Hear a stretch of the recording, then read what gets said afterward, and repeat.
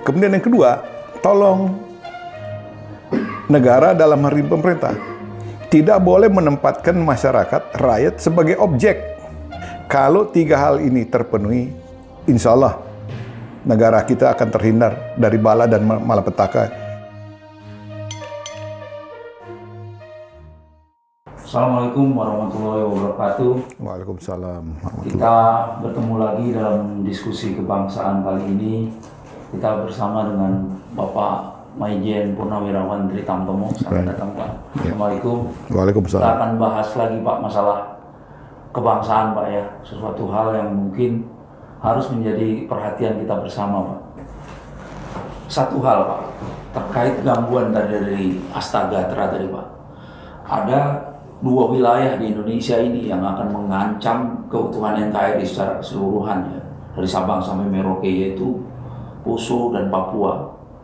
Nah, mungkin ada semacam pendekatan untuk penyelesaian di dua daerah konflik itu, terutama Papua ya.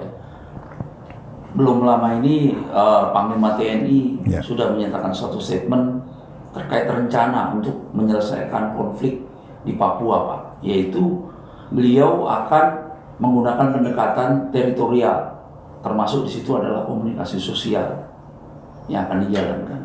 Nah, mungkin Bapak ada komentar terkait itu, bahwa strategi pendekatan secara teritorial itu sebenarnya harusnya seperti apa? Mungkin itu Pak. Baik, terima kasih. Ini pertanyaan yang menggelitik. Kenapa demikian? Ini menyangkut dengan kebijakan yang diambil oleh Panglima TNI, Pak Andika Perkasa, bahwa beliau ingin merubah konsep operasi yang lalu dengan mengedepankan operasi pokok adalah operasi teritorial. Ini tentu dilatar belakangi oleh hal yang luar biasa. Yang pertama, TNI sesuai pernyataan beliau tidak akan berperang, tidak akan perang di Papua maupun Papua Barat. Ini suatu hal, pernyataan yang menggugah dan sekaligus harus dimaknai sebagai sesuatu hal yang positif dan luar biasa. Kenapa demikian? Beliau, saya punya keyakinan bahwa masyarakat Papua, Papua Barat ini adalah bagian dari warga bangsa Negara Kesatuan Republik Indonesia mulai Sabang sampai dengan Merauke. Kemudian yang kedua, beliau memposisikan masyarakat ini adalah bukan musuh. Bukan musuh. Kemudian yang kedua, warga tersebut baik langsung maupun tidak langsung harus dapat perlindungan dari negara. Itu prinsip. Kemudian yang ketiga, warga masyarakat dimanapun di bumi Indonesia ini berhak bebas dari perlakuan diskriminatif ataupun tekanan dari pihak manapun. Negara harus melakukan perlindungan. Kemudian yang keempat, warga negara itu memiliki hak asasi dan hak asasinya harus dilindungi dan dihormati. Kemudian yang keempat, kita merujuk dari Undang-Undang 45 pasal 27 maupun 28 dalam menjalankan hak dan kebebasannya. Setiap warga negara wajib tunduk pada peraturan yang berlaku. Kemudian yang kedua, yang keenam, warga negara tersebut dimanapun berada wajib menjunjung hukum dan pemerintahan itu tanpa kecuali. Nah, ini menarik. Di dua wilayah itu ada sebagian kecil masyarakat yang melakukan ketidaktaatan. Nah, beliau dengan posisi beliau tadi, beliau menyampaikan, karena Panglima TNI adalah selaku pengguna kekuatan TNI, dan beliau suka nggak suka, paham betul akan isian butir dari hukum humaniter, lebih khusus hukum konvensi gabungan antara Jenewa dengan Den Haag yang dituangkan pada bulan Agustus 1977 tentang siapa sih kombatan, siapa sih non-kombatan. Nah, di sini spesifik, yang ada di dua wilayah, beliau tahu persis bahwa itu adalah kombatan. Dan beliau tahu persis bagaimana menyelesaikan itu kalau dengan versi militer yang sesungguhnya. Tapi beliau selaku warga negara yang baik ingin mencoba mengajak dengan melakukan perubahan pada pendekatan operasi teritorial. Nah, ini menarik buat kita lihat. Kita tentunya sebagai warga bangsa harus mendukung. Karena selain operasi teritorial sebagai operasi pokok, dia pasti didukung oleh bentuk operasi lainnya yang tertuang di dalam satu rencana operasi terpadu, terintegrasi, terintegral, terukur. Sehingga tidak akan menimbulkan riak apapun. Ini menarik dan harus kita dukung. Yang pertama, tolong diingat bahwa ada amanat Panglima Besar Sudirman di sini. Bahwa yang pertama, TNI, jangan ada konotasi. Karena katanya di depan tadi, kita bicara Panglima Sudirman. Panglima Sudirman 45 sampai dengan tahun sekian. Nah, TNI tentu di dalamnya include adalah rekan dari kepolisian. Ini adalah satu-satunya hak milik nasional yang masih tetap utuh, tidak berebut. Kemudian, meskipun harus menghadapi segala macam persoalan dan perubahan, dia tetap cinta pada tanah air. Ini luar biasa. Kemudian yang kedua, beliau berpegang pada doktrin TNI, tentara rakyat, tentara pejuang, tentara nasional. Ini amanat Panglima Sudirman. Begitu juga rekan kepolisian, karena kita bicara Pak Dirman. Tentu di sini dari kelaskaran, BKR, TKR sampai dengan tahun 2000 sebelum TAP MPR tahun 2000 nomor 6 Romawi dan nomor 7 Romawi diberlakukan. Kemudian yang ketiga, beliau menyadari TNI akan kuat maupun polisi akan kuat manakala dia manunggal dengan rakyat. Kalau dia meninggalkan rakyat, maka dengan sendirinya dia akan ditinggalkan oleh air. Tanpa air orang akan mati. Nah, ini ibarat seperti itu. Sehingga dengan demikian beliau akan melakukan pendekatan melalui operasi teritorial dengan melakukan penebalan terhadap struktur organisasi komando teritorial yang ada di daerah. Korem, Kodim, Koramil. Nah, Koramil ini direncanakan akan ada penebalan personal sampai dengan sarana prasarana pendukung lainnya. Ini luar biasa. Karena dengan melakukan penebalan ini, beliau punya tujuan yang mulia. Beliau punya tujuan yang mulia. Yang pertama, dengan penebalan tadi, diharapkan dia mampu berbuat untuk menciptakan wilayah itu menjadi ruang alat kondisi juang yang tangguh. Itu pertama tujuannya. Karena dia akan melekat di situ 2 km daerah dikuasai, 4 km daerah binaan, kemudian 6 km daerah pengaruh. Ini yang diharapkan. Kemudian kedua, dengan penebalan tadi diharapkan mampu memisahkan antara ikan dengan air. Kemudian yang ketiga, mampu memelihara kemanunggalan TNI dengan warga masyarakat setempat.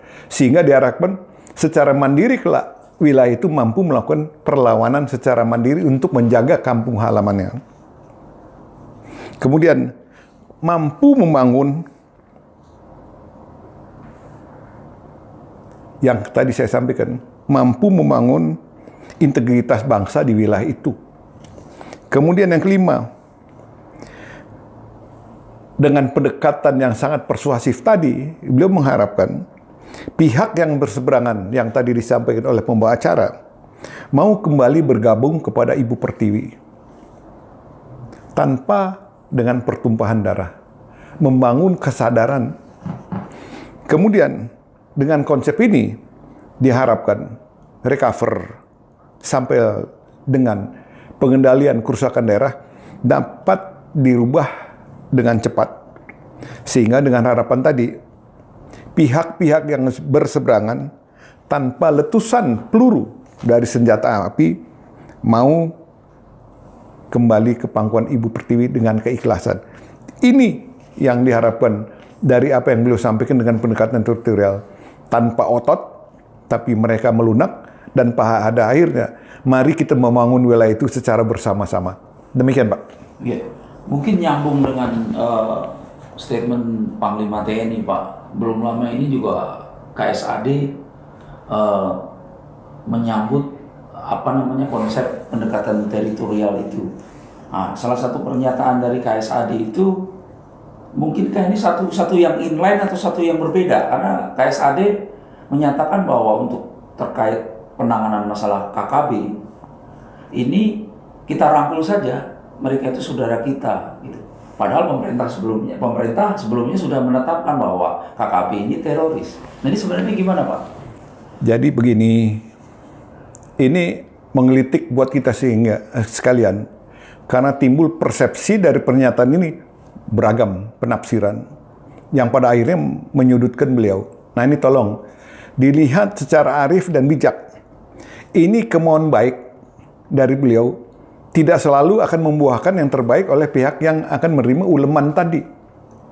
Yang kita lihat hari ini, ada pertanyaan orang, ini produktif nggak sih, Pak? Ini tepat nggak sih, Pak? Ini salah beneran nggak kedua-duanya, Pak? Nah, mari kita lihat. Beliau menyatakan bahwa KKB, OPM, KKSB, dan lain sebagainya, apapun pernyataan itu, sebutan itu, tapi kalau kita kaitkan dengan Konvensi Gabungan Jenewa, Den Haag, ini kita tahu persis mana sebenarnya. Beliau sebenarnya sudah tahu. Nah, oleh karena itu, jawabannya begini, Pak Dudung ingin mencoba, saya yakin, ingin mencoba melakukan satu terapi yang menurut beliau baik, yaitu dengan memposisikan beliau bukan sebagai komandan, bukan sebagai kepala staf angkatan, bukan sebagai pelatih, guru, tapi beliau mencoba memposisikan diri sebagai orang tua dan kawan untuk coba melakukan pendekatan dengan pihak lain yang jelas-jelas berseberangan karena alasan tertentu. Nah, tentunya goodwill dari Pak Dudung ini harus kita lihat secara keseluruhan. Walaupun ada sebagian orang menafsirkan itu terserah pada beliau semuanya. Tapi tolong, bahwa Pak Dudung ini menyatakan bahwa dia adalah saudara kita. Kemudian dapat sambutan yang luar biasa. Padahal jelas-jelas dia adalah warga masyarakat yang merupakan bagian dari negara kesatuan Republik Indonesia, yang jelas-jelas dia dalam kegiatannya, beliau ini melakukan satu kegiatan yang bertentangan dengan aturan undang-undang. Nah, berkait dengan itu, bahwa Pak Dudung menyatakan seperti itu ada sah-sah saja. Tapi yang kita lihat hari ini, beliau mencoba menarik dalam rangka meningkatkan harga diri saudara-saudara kita tadi, tapi jawabannya sederhana. Melakukan penolakan, dan saya bukan saudara Anda. Dan justru saya siap berperang dengan Anda. Ini luar biasa pernyataan dari saudara kita yang sekarang sedang keluar dari aturan main yang berlaku di Republik ini. Nah, tentunya di sini, Pak, kalau Bapak minta kepada anaknya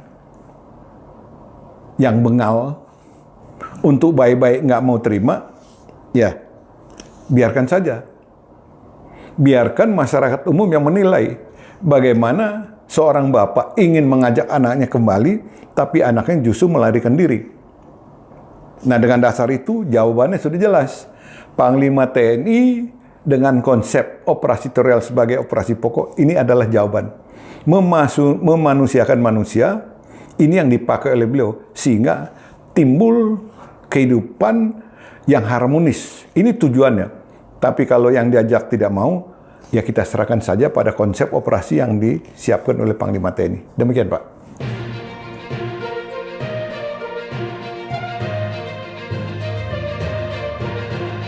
Pak Tito suka tidak suka adalah mantan Kapolda di wilayah itu.